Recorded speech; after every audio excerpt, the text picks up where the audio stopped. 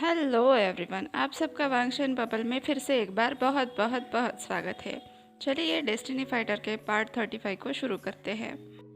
अब तक हमने देखा था कि वांगई सभी प्रतियोगिताएं जीत जाता है, इसलिए महाराज महारानी की तरफ गुस्से में चले जाते हैं। तो महारानी को मजबूरन वांगई को विजेती घोषित करना पड़ता है। खून का घूंट पीकर वो कह रही थी, वांगई जीत गई है, इसलिए अब ये उसका निर्णय होगा कि झांशियान के लिए कैफई रखी जाएगी या नहीं। वांगई थोड़ी देर सोचता है और फिर कहता है, इस बात का निर्णय मैं नहीं, राजकुमार झांशियान करेंगे। वांगई की बात सुनकर वहाँ पर खड़े सभी चौंक गए, खासकर महाराज। उनकी नज़र में वांगई की इज्जत और भी बढ़ गई। इधर वांगई सोच रहा था, जिस तरह से झांशियान बार बार कहता रहता है कि वो उससे बहुत प्यार करता है, अगर उसके दिल में सच में सिर्फ और सिर्फ वांगई है तो झांशियान खुद से कैफे रखने के लिए मना कर देगा, और अगर वो खुद से कैफे रखना चाहता है तो वांगई के लाख मना करने के बावजूद भी वो झांशियान को नहीं रोक पाएगा। अगर आज वांगई निर्णय लेता है तो आगे भी उन्हें अलग करने के प्रयास किए ही जाएंगे, उसे बार बार परीक्षा देनी पड़ेगी। इससे बेहतर है कि वो झांशियान को निर्णय लेने दे, जिससे सबकी बोलती हमेशा हमेशा के लिए बंद हो जाएगी। इधर झांशियान का दिल तो पहले से ही पिघल गया था, वो भी चौंक गया था। वांगई ने जब उसे निर्णय लेने के लिए कहा, वो आगे बढ़कर बोला, आज से या अभी से मेरी ज़िंदगी में सिर्फ और सिर्फ वांगई के लिए ही जगह होगी, उसके सिवा किसी और के लिए नहीं। तभी उन्हें पीछे से चिल्लाने की आवाज़ आई, ये बहुत अच्छे भाई। तो महाराज ने भी ऊंचे स्वर में घोषणा की, ये तय रहा कि वांगई सभी में जीत गई है, इसलिए अब इन बचकानी हरकतों को बंद किया जाता है और आगे से जो भी कोई झांशियान और वांगई को अलग करने की कोशिश करेगा उसके लिए मृत्यु दंड दिया जाएगा। महाराज ने सभी को वहां से जाने के लिए कहा। उन्होंने खुद वांगई की पकाई हुई मछली का एक निवाला लिया और वो मछली चिंगर के हाथों में दे दी। वो वांगई की तारीफ करते हुए कह रहे थे, ये मछली मेरी ज़िंदगी की सबसे स्वादिष्ट मछलियों में से एक है। शिंगर के पास पहुंचने से पहले ही झान आंग और मिंगमिंग ने महाराज के हाथों से मछली छीन ली। एक एक बड़ा निवाला लेते हुए बची खुची मछली झांशियान के हवाले कर दी। साथ में एक नसीहत भी दे दी कि ये मछली साथ में बहुत कुछ लेकर आई है, जैसे कि वांगई का भरोसा और बाकी सारी कैफे से हमेशा हमेशा के लिए छुटकारा।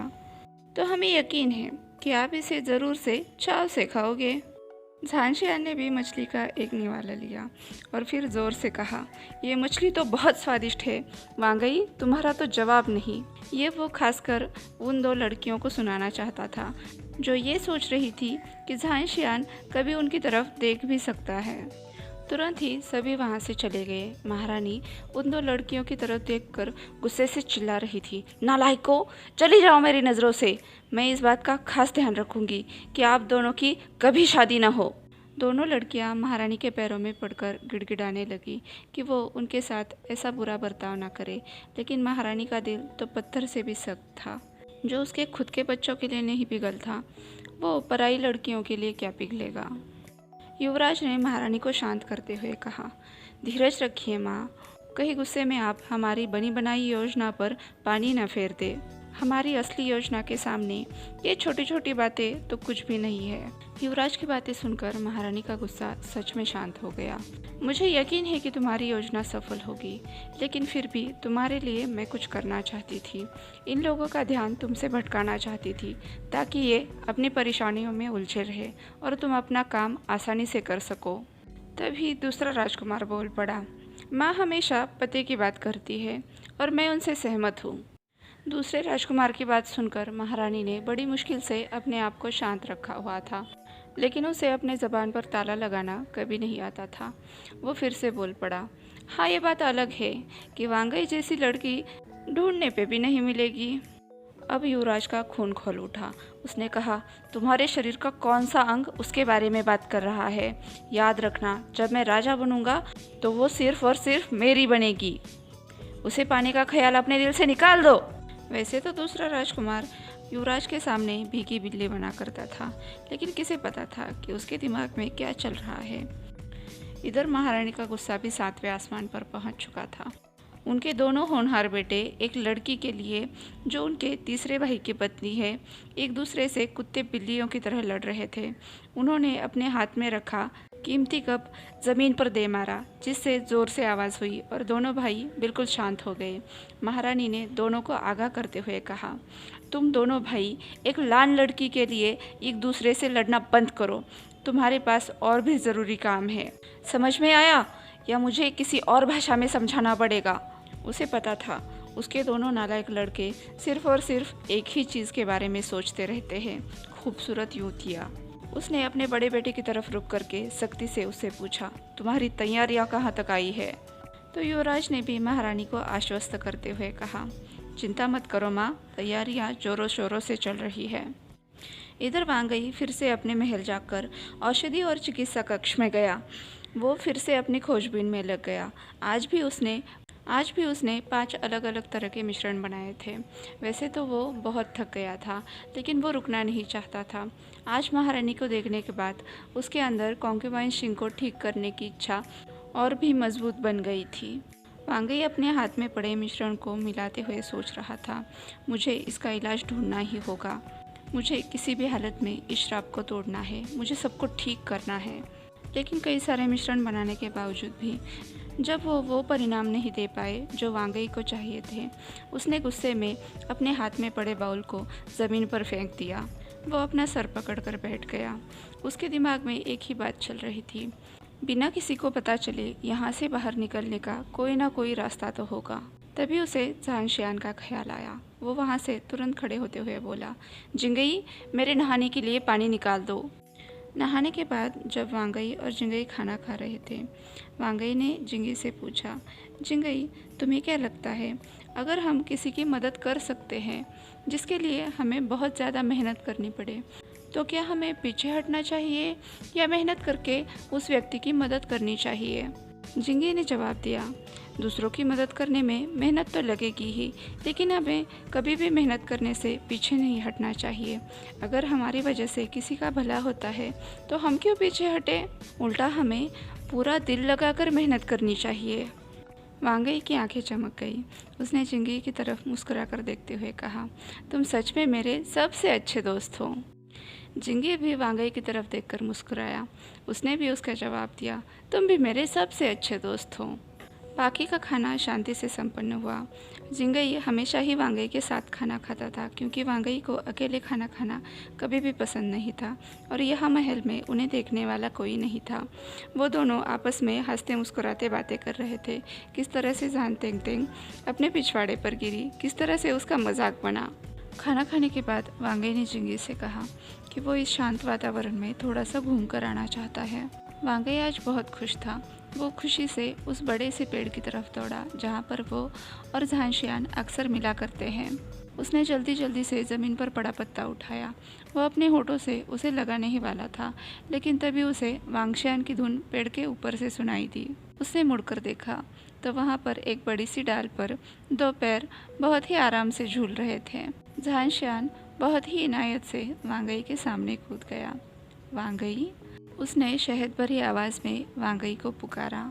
वांगई उसकी तरफ देखकर मुस्कुराते हुए बोला, खरगोश कब से पेड़ पर चढ़ने लगे? उसकी बात सुनकर झांगशियान बिल्कुल चुप हो गया। फिर वो मुस्कुराकर बोला, शायद इसलिए क्योंकि मैं खरगोशों का देवता हूँ। वांगई उसकी तरफ देखकर प्यार से मुस्कुराया। उसने कहा, हाँ, तुम खरगोशों के देवता तो हो, पर तुम्हारे कान कहाँ गए? वांगई की मुस्कुराहट देखकर झांगशियान ने अपने दोनों हाथ अपने सर के ऊपर रखे और उसे हिलाते हुए बोला, ये रहे। झांगशियान को देखकर वांगई ज़ोर ज़ोर से हंसने लगा। एकाएक झांगशियान को ये एहसास हो गया, इस मुस्कुराहट के लिए वो कुछ भी कर सकता है। आज तक उसने अपने माता पिता और भाई बहनों का प्यार देखा था, लेकिन वांगई का प्यार कुछ अलग ही था। जब वो 10 साल का था तभी से युद्ध कला की शिक्षा लेने लगा था। तभी से उसका मजाकिया स्वभाव कहीं खो गया था। लेकिन वांगई के सामने फिर से 10 साल के बच्चे की तरह नाटक करने में उसे कोई भी परेशानी नहीं थी, खुद का मजाक बनाने में भी नहीं। वांगई की मुस्कुराहट उसके पूरे राज्य के खजाने से भी ज़्यादा अनमोल है। राजकुमार ने अपने हाथ नीचे रखे और वांगई की आंखों में देखते हुए वो बोला, मैं तुम्हारे लिए कुछ भी कर सकता हूँ। झांशियान की काली घने बादलों जैसी आंखों में उसे अपने लिए बहुत सारा प्यार दिख रहा था। वांगई तुरंत चुप हो गया। उसकी पलकें झुक गई। शर्माते हुए वो बोला, मेरे लिए क्या कर सकते हो? राजकुमार ने कहा, जैसा कि मैंने कहा, मैं तुम्हारे लिए कुछ भी कर सकता हूँ। वांगई का दिल बहुत ही ज़ोरों से धड़कने लगा। ऐसा उसे हमेशा महसूस होता था जब भी वो तीसरे राजकुमार के साथ अकेले में होता था। उसे अपने पलके उठाकर राजकुमार की तरफ देखने में भी शर्म आ रही थी, क्योंकि उसे पता था राजकुमार बिना पलके झपकाए बस उसी की तरफ देख रहा होगा। जब झांशियान को कोई भी जवाब नहीं मिला तो उसने फिर से एक बार पुकारा, वांगई। झांशियान की आवाज़ मानो वांगई के कानों में गुदगुदी कर रही थी। "हम्म?" कहते हुए वांगई ने झांशियान की तरफ देखा। अब झांशियान की सांस गले में ही अटक गई। वो बस वांगई को बिना पलके झपकाए देखने लगा। दोनों भी एक साथ शर्मा गए और ज़मीन की तरफ देखने लगे। वांगई ने अपनी बड़ी बड़ी मासूम आंखें झांशियान के सामने एक दो बार झपका कर पूछा, क्या अगर मैं महल से बाहर गई तो मुझे सज़ा मिलेगी? झांशियान परेशान हो गया। उसने वांगई से पूछा, क्या तुम यहाँ पर खुश नहीं हो? अगर तुम्हें किसी भी बात की चिंता है तो तुम बेझिझक मुझसे कह सकती हो। वांगई ने मुस्कुराकर कहा, ऐसा नहीं है कि मैं खुश नहीं हूँ। हाँ, महारानी से मुझे डर लगता है। तो झांशियान ने तुरंत कहा, डरो मत, मैं महारानी से तुम्हें सुरक्षित रखूँगा। वांगई उसे मना करते हुए बोला, नहीं, ऐसा नहीं है। बस मेरे दिमाग में ये ख्याल आया था कि मैं अगर बाहर जाकर कुछ खोजना चाहूँ तो। झांशियान ने उसे मना करते हुए कहा, तुम्हें जो कुछ भी चाहिए तुम किसी से भी कह सकती हो, पर अब तुम्हारे लिए महल से बाहर निकलकर आम लोगों की तरह रास्ते पर घूमना बहुत खतरनाक है।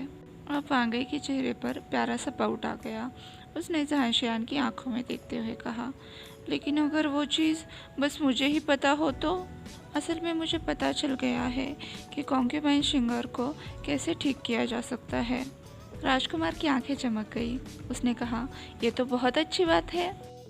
तो वांगई ने अपनी बड़ी बड़ी आंखों से झांशियान की आंखों में देखते हुए कहा, लेकिन उसमें मुझे एक खास तरह के फूल चाहिए। उसके बिना मेरी बनाई औषधि पूरी तरह से काम नहीं कर रही है। मुझे ब्लू माउंटेन पर मिलने वाले ब्लूबेल फ्लावर चाहिए। वांगई ने झांशियान की तरफ देखकर कहा। झांशियान को तो बिजली का झटका लगा। उसने कहा, नहीं नहीं, ये बहुत खतरनाक है। मैं तुम्हें वहाँ पर अकेले बिल्कुल नहीं जाने दे सकता, जब तक कि। उसकी भौहें सिकुड़ गई। फिर कुछ देर तक सोचने के बाद वो बोला, जब तक कि मैं तुम्हारे साथ नहीं चलता, मैं भी तुम्हारे साथ आऊँगा। बस मुझे एक ही बात की चिंता है, अगर सबको पता चल गया कि तुम ऐसे चोरी छुपे बाहर गई हो तो ये बात तुम्हारे इज्जत पर असर करेगी। लोग तुम्हारे बारे में बातें बनाने लगेंगे और ये महल के नियम के खिलाफ भी तो है। वांगई ने शांति से झांशियान की बात सुनी और फिर उसे जवाब दिया, चिंता मत करो, हम सही चीज़ कर रहे हैं। हमें बुराई का सामना करके अच्छाई की जीत करवानी होगी और तुम्हारी माँ को ठीक करना होगा। झांशियान ने कहा, मुझे तो बस तुम्हारी चिंता हो रही है। मैं नहीं चाहता कि लोग तुम्हारे बारे में बातें बनाएं। तुम होने वाली वांगफई हो।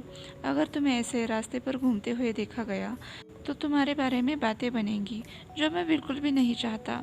अगर मैं किसी को बचा सकती हूँ तो ये काम मेरे लिए मेरी इज्जत से भी ज़्यादा ज़रूरी है।